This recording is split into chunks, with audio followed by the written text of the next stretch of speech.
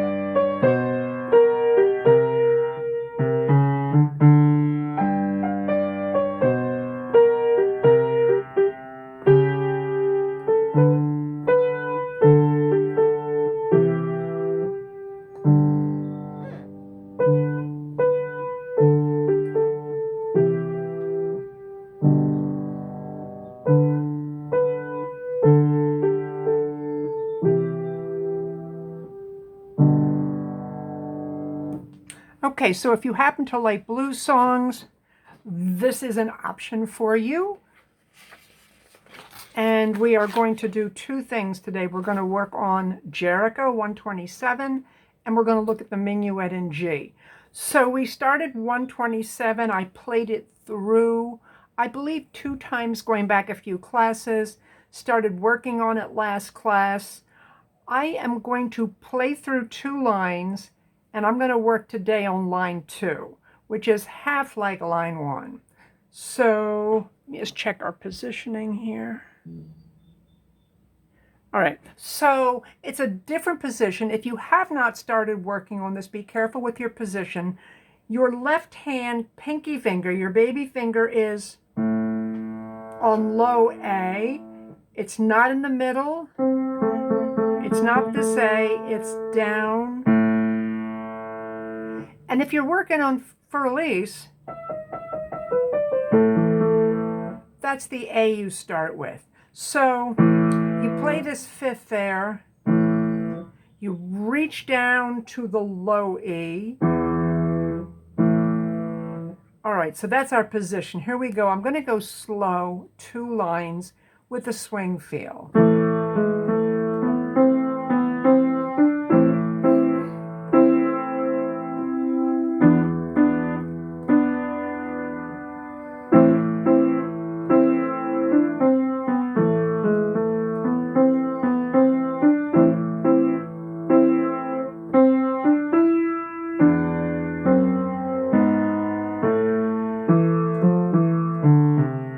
And that repeats back to the beginning.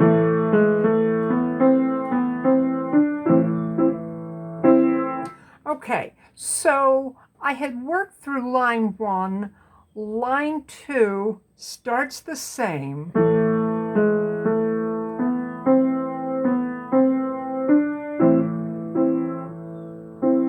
And if you missed that, you're really going to need to go back and look at last class's video where I talk about the crossing over, make some comparisons between that and the spot in Minuet G in measure 1, 2, 3, 4, 5, measure 7. It's the beginning of line 2. But for now, we're going to focus on line 2 getting into the new material. So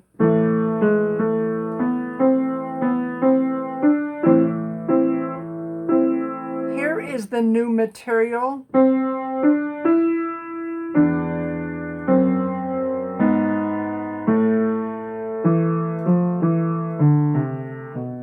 And going back. So last class, I broke it down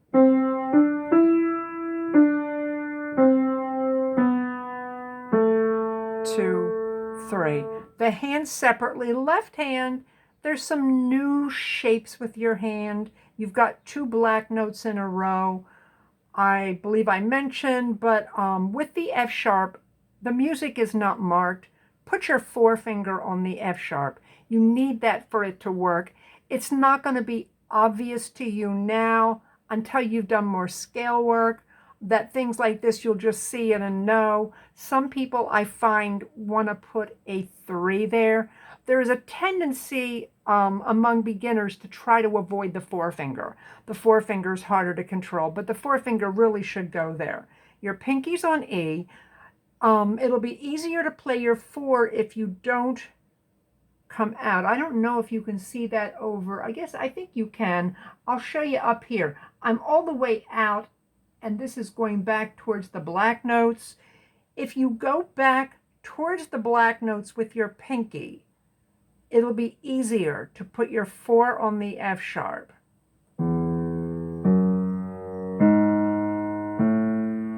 So that really steps up, but it might not be obvious because of those black notes. 2 in a row. We haven't done that before.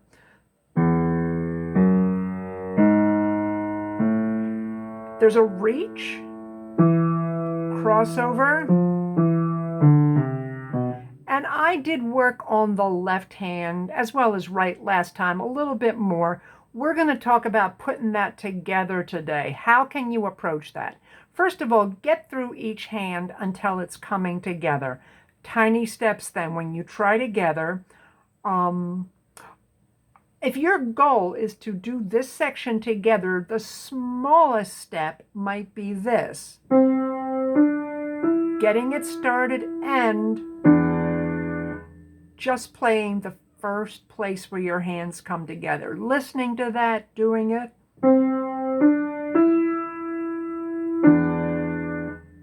If that's easy, go one more beat.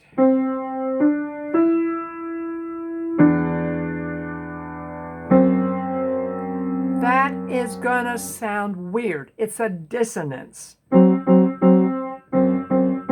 It's one of the more dissonant intervals. But do it anyway. You'll kind of get used to the sound even if you don't find it pleasant. And then once you walk through these patterns, it will sound fine to you.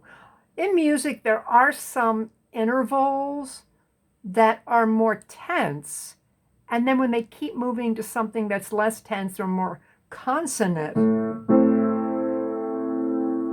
it's going to sound good. If it were all simple things that sounded beautiful, it wouldn't be as interesting. So that's how I suggest you start that. Do this little thing in the right hand, little link one up. Step by step, your goal is to work that. Probably the first session you do this to get to the A's, and then just do that, do that, do that. Once that feels easier, might be your first session, it might not, it might be the next day, you're going to hold that right hand down while your left hand reaches. Hold the right hand. Left hand reaches, crosses, and initially you might stop exactly at the end of the line. When that starts falling into place, then go back to the beginning. Now, this might take more practice. My suggestion is if you haven't started it, get started. This normally is my final, and everybody does this, but you're going to have options. The minuet's going to be an option. The 8 measures, this is going to be an option. And I don't believe I've posted it yet, but I will be posting options right there on the B-flat page so you know exactly what your choices are. Most of you have done 2 or even 3 of the quizzes. If you have not, try to get caught up this week absolutely to the second quiz. You want time to work on the last. So, and obviously, if you're stuck, you let me know and I will be happy to work with you. So let's jump down to the last line and let's look at what's the same and what's a little different. First of all, if we look at the middle of line 2, 5 notes walking down. That's what happens in line 3, but the notes are stretched out. They're half notes.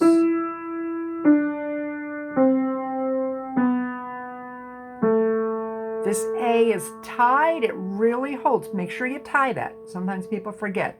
You're going to move your hand up. You're going to end with a 6, which is an interval we've been working on.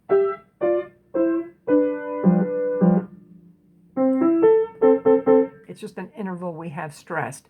So the right hand is not that hard by itself. The biggest challenge that I find people sometimes make a mistake. I don't really see it's a big challenge. I think it's more a matter of being aware. Shifting your hand to get those notes. I think it's more a matter of concentration here than actually being difficult. Now in the left hand, we can see some similarity of that left hand part to the 2 measures at the end of line 2. The E repeats. You've got to rest, rest, but now we're going to walk up the same notes, but stretched out. You're going to reach, same, and you're ending. So everything there is mostly like at the end of line 2. This is a common thing you'll see in music where you'll have a final ending that might be similar to another ending but more stretched out, sometimes more big, like bigger, more dramatic. Maybe the chords have more notes in them. So all I'm going to do now is slowly play that together. Now here's something that's a little tricky. If you don't understand how it works, if we look in the middle of the page at line 2, we see, if we go over the staff, a 1 and a bracket. That's called the first ending. So I'm going to hold this page down. I don't know if it's going to be in focus, but that's the first ending. The first time you repeat. The second time you come up there, but you don't play the first ending. You skip to the second ending. So if you're looking there, second line, you probably won't see this at all in the focus, but you come up to the middle. At the top, there's a 1 and a bracket. This is the first ending. We repeat to the beginning, and the second time we do not play the first ending. We skip to the second ending. So the first time you do this, second time you do that. That's how they notate music where it's a little different. They could write it out. They could just, instead of that repeat, they could repeat all this writing it out, but then it takes more pages in the book and it's just easier. We've got these abbreviations that we use to make it easier. So let's just look at what happens with the second ending.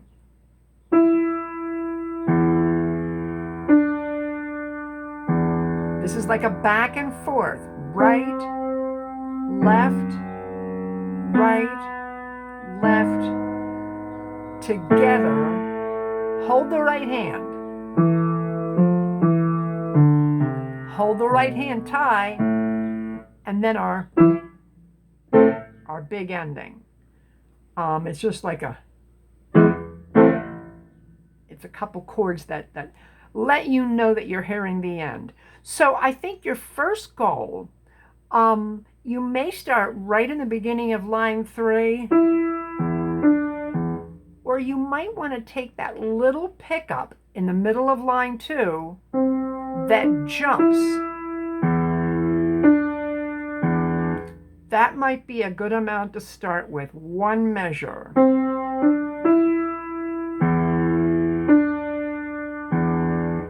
Once that feels more natural, then go forward either 1 group or 2 groups. I'm calling this 1 group. 1 group. Why am I calling that a group? Because they go together. I could call it 2 beats. Beat 1, beat 2, beat 3, beat 4. I think it's just easier to think of it as that's one thing, one thing, one thing, one thing, and that's one thing. They come together. So you would work that out. It's kind of like you did it at the end of line 2, except it's drawn out. Instead of, it's twice as long, and the hands alternate. So once your hands come together, left hand reaches just like it does in the end of line 2. So you should be able to see that both A's are down. So that's that. Minuet in G, I am going to focus on line 2. It's not very much. I'm going to focus on this part because it's kind of challenging.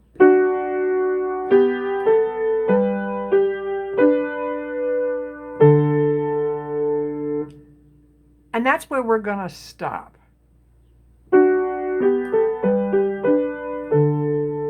Right hand, we've already looked at this a little bit. Your 2 is on the F sharp, your thumb tucks under a little bit.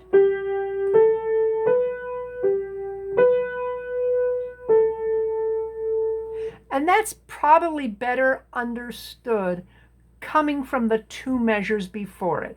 This is 2 measures before the end of line 1.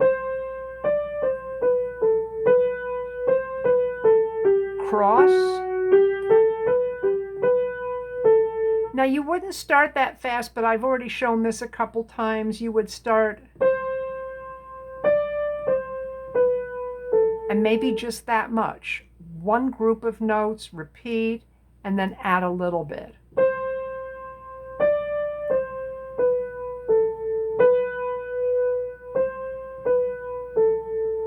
Crossover. Make sure you get the F sharp. It's in the key signature.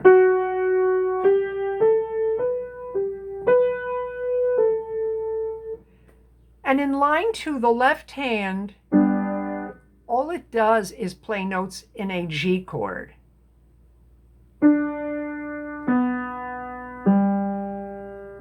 First note's a D, then an octave reach, which we've seen this in a couple songs. So you want to work on those, and then little by little,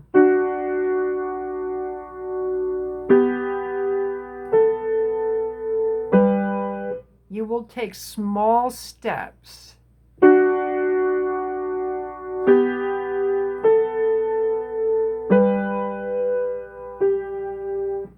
You'll repeat, you'll find it does get easier. It may not get a lot easier the first time, especially if you haven't worked out each hand. Work out each hand and then it's easier to put together. So what I'm going to do is I'm going to start back 2 measures before the end of line 1. Left hand's easy here. 1 note.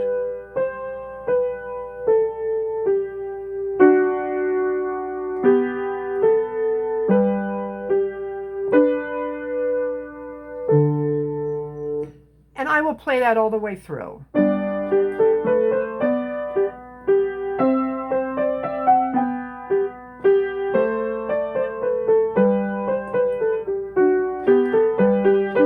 And if you like it, you might at some point go on. A little more challenging.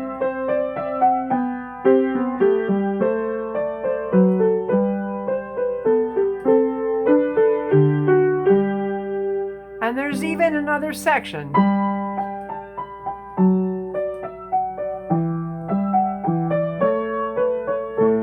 But I'm going to leave that for now. We're not even going to be looking at that. So I'm going to sign off with this.